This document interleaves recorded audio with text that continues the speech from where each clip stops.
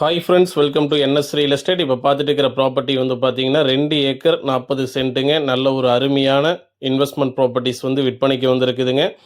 இது exact location எங்கே அமைஞ்சிருக்குன்னு கேட்டிங்கன்னா, நம்ம அன்னூர் டு சத்தியமங்கலம் செல்லக்கூடிய நேஷ்னல் ஹைவே மேலேயே வந்து பார்த்தீங்கன்னா இந்த ப்ராப்பர்ட்டி அமைஞ்சிருக்குதுங்க. இதுக்கு ரோட் ஃபேஸ் வந்து பார்த்தீங்கன்னா 300 அடி வந்து பார்த்தீங்கன்னா தார் ரோட் ஃபேஸ் வருங்க.